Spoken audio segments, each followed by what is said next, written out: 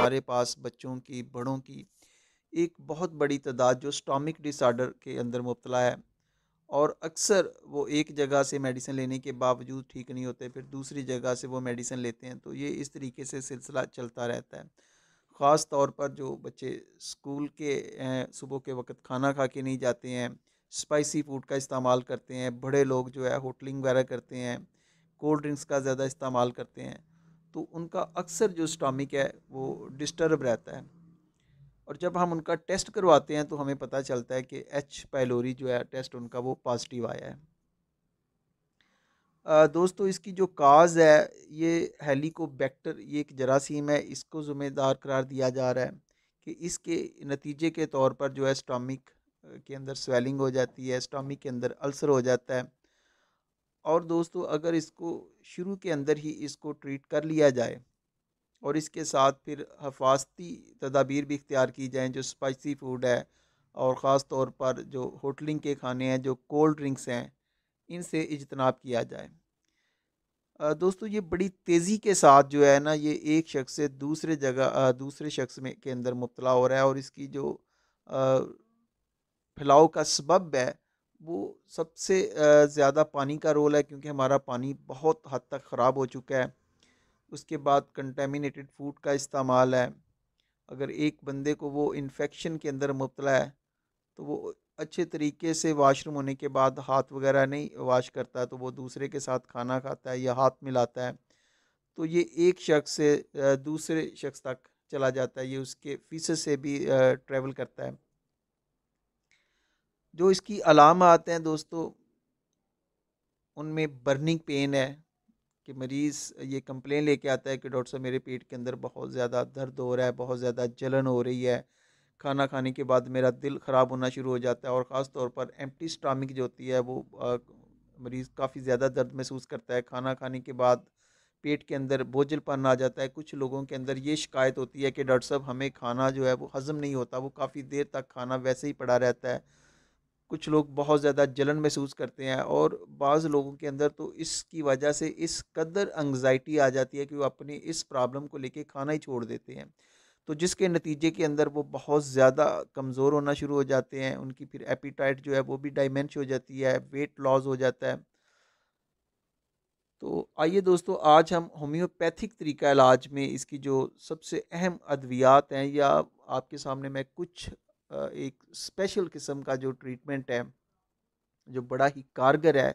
वैसे तो होम्योपैथिक में according to the sign and symptoms है, लेकिन कुछ अद्वियात ऐसी होती हैं जिनके पैथोलॉजी अफेक्ट जो होते हैं, जो कारकर्दगी के लिहाज से, जैसा कि नक्स वमीका के मतलब कहा गया है कि ऐसे लोग जो हैप्चुअल होते हैं, जो कॉन्स्टिपेटेड होते हैं, जो सिटिंग जिनका ज़्यादा काम होता है, जो होटलिंग का ज़्यादा खाना खाते हैं, स्पाइसी और रिच फूड का इस्तेमाल करते हैं, तो इस हवाले से नक्स वमीका दोस्तों एक बहुत ही ज़बरदस्त मेडिसन है। और अगर ऐसे मरीज़ जो आपके पास आते हैं और इनमें से कोई भी अलामत अगर आपको मिलती है कि वो ऑलरेडी क्रॉनिक पेशेंट हैं, उनका स्टोमिक डिसऑर्डर जो है काफ़ी देर से चल रहा है, या ऐसे पेशेंट जो हमारे पास अक्सर एक बड़ी तादाद जो होती है वो एलोपैथिक मेडिसिन इस्तेमाल करने के बाद हमारे पास आती है, और चूँकि इसलिए भी नक्स वमीका का क्राइटेरिया बन जाता है, और नक्स वमीका में खाना खाने के बाद पेट में बोझलपन आ जाता है, और मरीज़ जो होता है उसकी ख्वाहिश होती है कि वो जो क्या कर दे, और क्या करने से उसको सुकून मिल जाएगा। पल्साटीला भी उसके अंदर भी ऐसी फीलिंग है। लेकिन नक्स वमीका एक ज़बरदस्त मेडिसिन है एच पाइलोरी के लिए। अगर आप इसको स्टार्ट के अंदर आप 30 से भी इस्तेमाल करवा सकते हैं, आप इसको 1 एम में भी, या सी एम के अंदर भी आप इसकी एक डोज जो है वो दे सकते हैं। उसके बाद जो दूसरी हमारे पास बड़ी ज़बरदस्त मेडिसिन है दोस्तों, वो है नेट्रम फॉस। नेट्रम फॉस को आप 6x में इस्तेमाल करवा सकते हैं। नेट्रम फॉस एसिडिटी के लिए बहुत ही ज़बरदस्त इफ़ेक्ट रखती है। तीसरी हमारे पास जो मेडिसिन है दोस्तों, वो है रोबेनिया।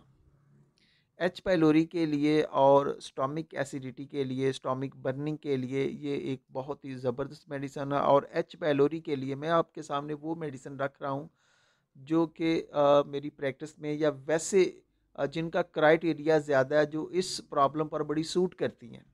तो रुबेनिया आप क्यो में भी इस्तेमाल करवा सकते हैं, इसको 30 ताकत में भी आप इस्तेमाल करवा सकते हैं, और दोस्तों इसका ज़रा लंबा इस्तेमाल करवाना पड़ता है।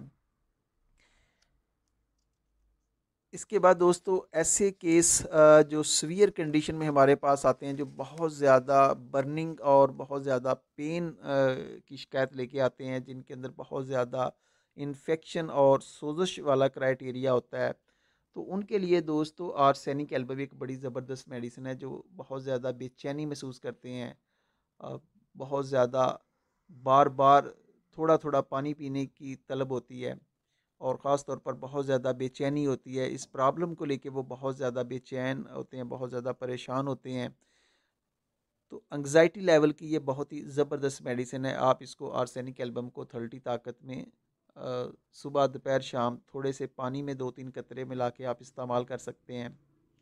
इसके अलावा दोस्तों हमारे पास एक मेडिसिन है ड्रोस्टस, ये भी बड़ी ज़बरदस्त मेडिसिन है। मदर टेंचर में आप इसको इस्तेमाल करवा सकते हैं, 30 ताकत में भी आप इसको इस्तेमाल करवा सकते हैं, या इसकी बड़ी डोज भी इस्तेमाल करवा सकते हैं।